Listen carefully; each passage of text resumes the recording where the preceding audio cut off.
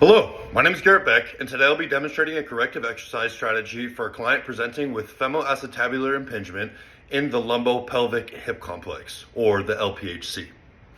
The region I'm assessing is the lumbopelvic hip complex.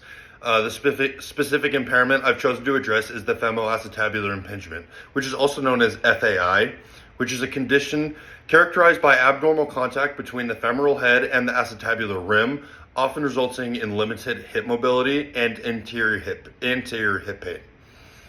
As far as assessment summaries and findings, upon assessment, the client has displayed limited hip flexion and internal rotation. Postural deviations included anterior pelvic tilt and excessive lumbar lordosis during dynamic movements, particularly squats and lunges. As far as overactive muscles that were identified, the tensor fossa latae, also known as the TFL, and the iliopsoas were noted. And as far as underactive muscles notified, would be the gluteus maximus and the deep core stabilizers, specifically the transverse abdominis. As far as potential causes and findings go, these findings likely stem from prolonged sitting, postural imbalances, and repetitive athletic movements that reinforce compensations. The overactivity of the hip flexor creates excessive tension at the front of the joint, leading to altered movement patterns and reduced joint space. Underactive glutes and core muscles reduce posterior pelvic control, contributing to increased anterior stress on the hip joint. As far as inhibitory techniques, the first step is foam rolling the TFL and the iliopsoas. So I'll show a quick demonstration of that.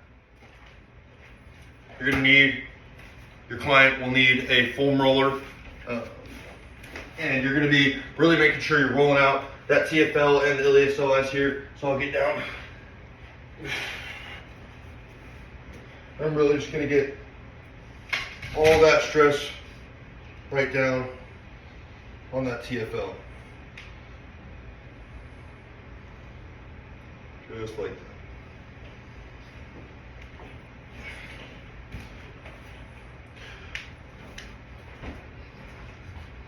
The purpose of this is to reduce neural drive and tension in the overactive hip flexors. A quick justification for this is releasing these muscles helps restore optimal hip joint alignment and prepares tissues for stretching. As far as a lengthening technique, we can implement a static hip flexor stretch. So I'll step back here, I'll show an example of that as well. So a good hip flexor stretch here is just getting down on one knee and pushing forward here. So all that tension is right there on the hip flexor. You'll feel a really, really great stretch just like that. The purpose of this is to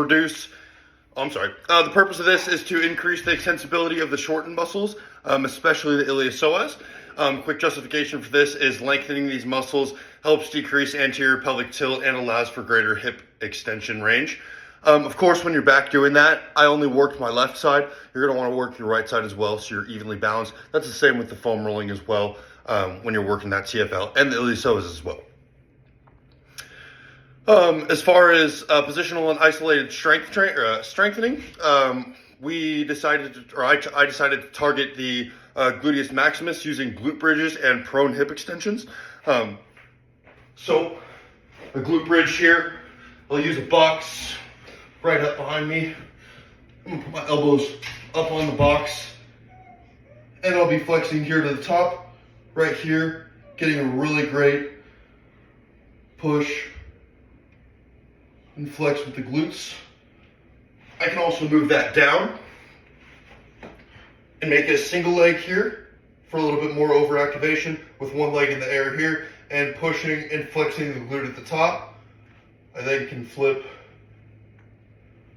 and work that other side there as well. As far as a prone hip extension, so I'm going to be lying prone here. Be lying prone, meaning my face is going to be down. And with the hip extension, I'm just simply going to be lifting and extending that leg right off the ground here for a prone hip extension.